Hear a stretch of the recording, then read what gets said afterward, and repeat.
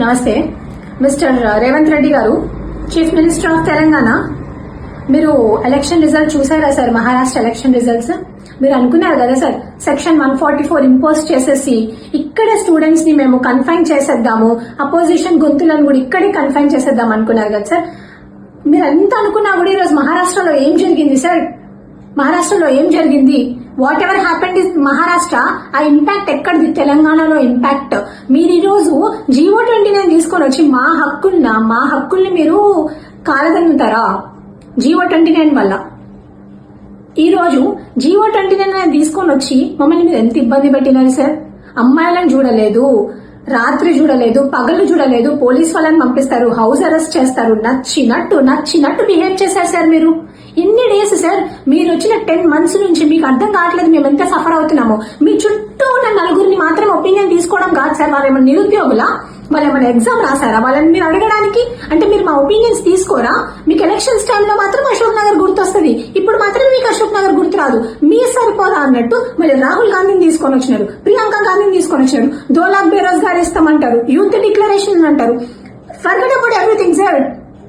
మా రైट्स ఎక్కడ పోయాయి? राहुल गांधी जी, आप एक संविधान पकड़ के घूमते हो ना, बोलते हो कि हम रूल ऑफ रिजर्वेशन बोल के, कहाँ गया आपका रूल ऑफ रिजर्वेशन? आप क्यों नहीं इम्प्लीमेंट कर रहे हो तेलंगाना में? why you are not implementing in Telangana state? You are telling that you will be implementing the rule of reservations, right? आज महाराष्ट्र के लोग देख चुके हैं तेलंगाना में क्या हो रहा है. Maharashtra people have seen what have happened in Telangana. ఈ కాంగ్రెస్ ప్రభుత్వం 10 నెలల నుంచి మమ్మల్ని సఫర్ చేస్తుంటే మా హక్కులు సార్. తెలంగాణని మేము కష్టపడి తెచ్చుకున్నాం. తెలంగాణలో ఎంతో మంది ప్రాణత్యాగం ఉంది. అట్లాంటి తెలంగాణలో మా హక్కులు మీరు కాలదన్నితే మేము ఎట్లా కాముకుంటామని అనుకున్నారు సార్ మీరు? How can be stay quiet? మీరు ఒకసారి ఆలోచించుకోండి రేవంత్ రెడ్డి గారు.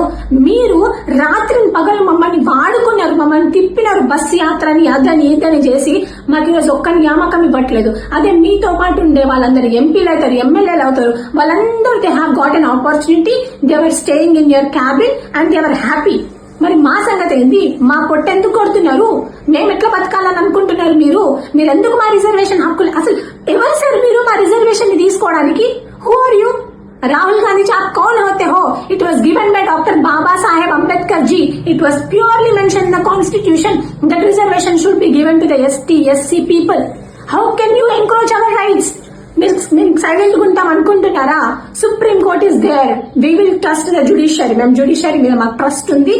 మేమే కాదు, మాతో పాటు ఐఎమ్ రిక్వెస్టింగ్ ద అపోజిషన్స్ కూడా మేము రిక్వెస్ట్ చేస్తున్నాం. ఈ రోజు మేము మహారాష్ట్ర ఎలక్షన్స్ కి ఎస్ సెక్షన్ 144 ఇంపోజ్ చేసినప్పటికీ కూడా we have given our 100% to showcase what is happening in Telangana.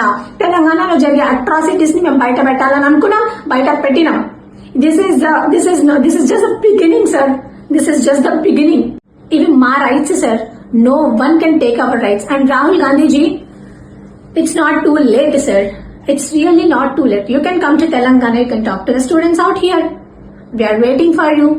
Priyanka Gandhi ji, आपके लिए भी we are waiting for you. So please come and visit the state of Telangana and ask the students, not the people who are in your cabin. Okay, మమ్మల్ని అడగండి మేము ఎంత suffer అవుతున్నామో. మమ్మల్ని అడగండి మా ప్రాబ్లమ్స్ ఏంటో. ఎప్పటికైనా ఏమీ లేట్ అవ్వలేదు సార్. మమ్మల్ని పిలవండి. నిరుద్యోగులతో పెట్టుకుంటే, 1 second, నిరుద్యోగులతో పెట్టుకుంటే ఏ ప్రభుత్వం కూడా నిలవదు సార్. Just remember this.